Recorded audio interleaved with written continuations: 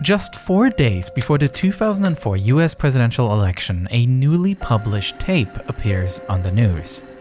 The election between George Bush and John Kerry was dominated by foreign policy decisions in the wake of the September 11 attacks. Al-Qaeda's key members and associates have been brought to destroy, capture, kill Osama Bin Laden and all of the terrorists. This tape, published by Al Jazeera, now shows a recovered Osama Bin Laden, claiming responsibility for the attacks much more directly than before. The staging of this recording, in which Bin Laden tries to appear as some legitimate figure, directly addressing the nation that he attacked, is a painful reminder that the most wanted man on the planet must be feeling somewhat safe wherever he may be.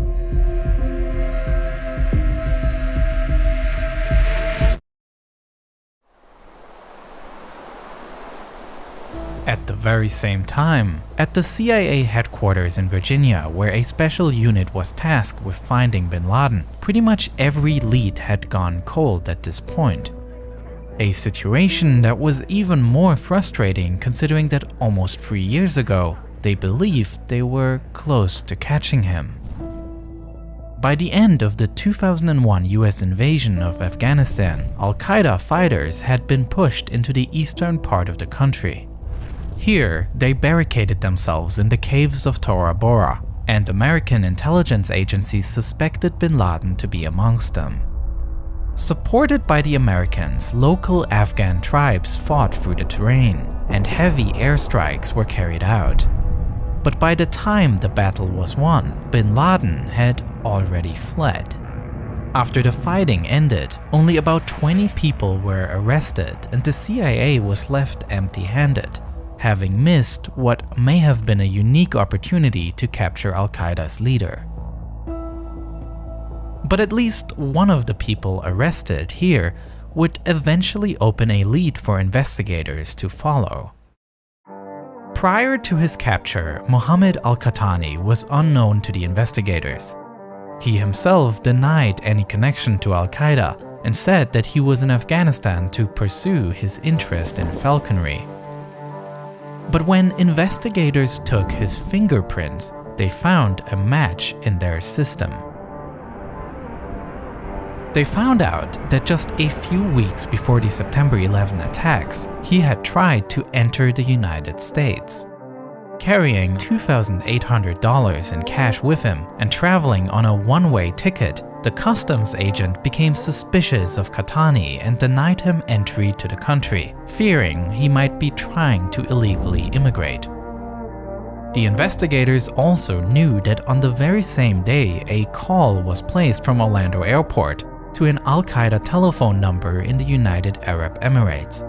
This number had been monitored, and the fact that Qahtani was at the airport at the same time made investigators scramble to establish some sort of connection between these events.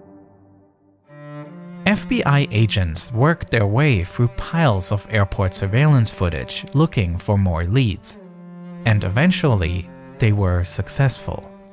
They were able to identify a car that was at the time rented by Mohammed Atta.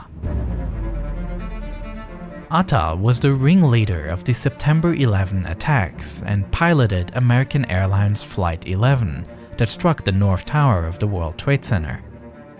It was concluded that Atta was waiting at the airport to pick up Qahtani.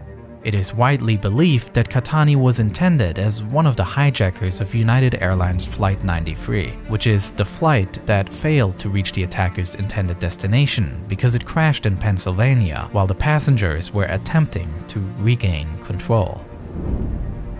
With that knowledge, Qahtani was interrogated, and he was one of several Al-Qaeda captives that in the coming months and years made it possible for investigators to get a better picture of the group's inner workings.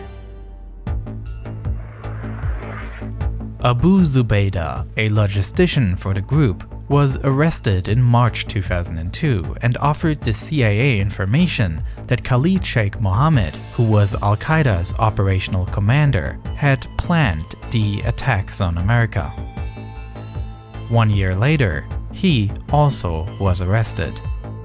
And Qahtani revealed that in July 2001, in preparation for the attacks, Khalid Sheikh Mohammed introduced him to a person previously unknown to the CIA, Abu Ahmed al-Kuwaiti, who trained Qahtani in operational security. All this helped investigators to understand Al-Qaeda's structure better, with less trained operatives, a command and planning layer, and Bin Laden as the leader. But they were still clueless as to Bin Laden's whereabouts. The CIA was mapping relationships to understand who was in close contact with him and how he communicated from his hiding place. The private network of Bin Laden, his family members, were also looked at. However, there was no contact between Bin Laden and those family members of him that could be located. What the CIA knew was that Bin Laden continued to send messages though. In the following years, new audio tapes appeared, and it was known that he was communicating with members of leadership within Al-Qaeda. The strategy of the CIA, therefore, was to look for the courier network, people that transport information. Big and tasty. War with Iran. I'm running for governor. Explode in the sky. Our congratulations on An historic victory. In mid-January 2004, Kurdish security forces arrested a man named Hassan Gul. He was carrying a letter that was addressed to Bin Laden. Gul was handed over to the Americans, who interrogated him and received crucial information indicating that a key person to finding Bin Laden had already been on the agency's radar. Hassan Gul claimed that it is Abu Ahmed al-Kuwaiti who operates as Bin Laden's personal courier. As the focus of the investigation shifts to Kuwaiti, investigators receive conflicting information about his role within Al-Qaeda. While Hassan Gul describes a larger role and that Kuwaiti was familiar with both Khalid Sheikh Mohammed and with his successor Abu Faraj al-Libi, Khalid Sheikh Mohammed, on the other hand, denies a major role of Kuwaiti and claims that this person has long since retired and is inactive. In May 2005, Abu Faraj al-Libi himself was also arrested in Pakistan, and he too vehemently denied a larger role of Kuwaiti. Investigators were also questioning a guy that goes by the name of Hambali, the former leader of Al-Qaeda's Southeast Asian affiliate group.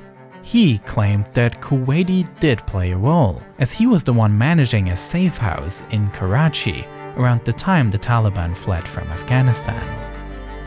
If anything, the many contradicting statements about the role of Kuwaiti made him all the more interesting. The problem was that other than his name, not much was known about him. And even the name itself is not uniquely identifiable, as it is not his real name, but an alias that translates as the father of Ahmed from Kuwait. While some important information was obtained through the interrogation of prisoners, the techniques used were highly controversial. Many of the prisoners were subjected to so-called enhanced interrogation techniques. That means abusive treatment including torture, such as in the form of waterboarding. A 2014 Senate Intelligence Committee report examining the individual interrogations concluded that these techniques were ineffective and did not help to obtain information about Bin Laden. Apart from that, there is the question of whether the display of the CIA's actions, seemingly freed from the rule of law, doesn't itself damage the national security of the country. It is a discourse that's bigger than the scope of this video. But with investigators stuck yet again, the next pieces of information will not come from their own work. No, the sides of Peace and stability. Blockbuster Total Access, Netflix. Essentially, they work the same way. The latest cyber drug of choice is called Twitter. for a war that should have never been waged. Calling it iPhone. In 2007, the CIA received the information they're looking for: the true identity of the Kuwaiti. It does not come from their own research, but from a foreign intelligence service, which is not known. The information reveals the true name of the Kuwaiti to be Ibrahim Saeed Ahmed, a Pakistani whose family had only moved to Kuwait. But while they have waited 2 years to get the name, it will take further years until they are able to locate him. President-elect for victory. For bankruptcy. I'm gonna let you finish. Michael Jackson has died. The rescue effort begins. This guy is great, as good as we've seen.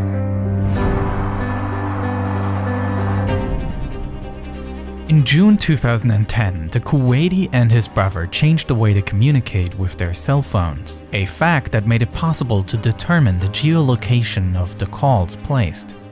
The NSA had received telephone numbers suspected of being connected to Kuwaiti from a third country, which were now intercepted.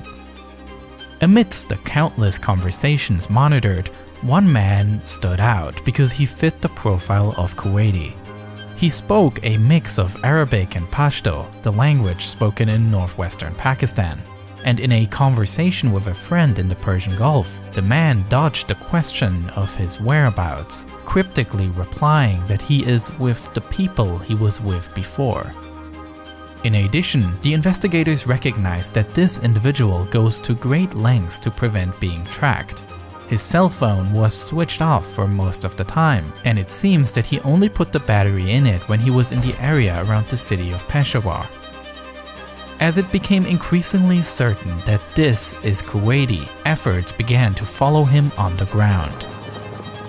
In August 2010, a Pakistani CIA agent managed to identify him in his car in Peshawar. From there, he was secretly followed on his way home.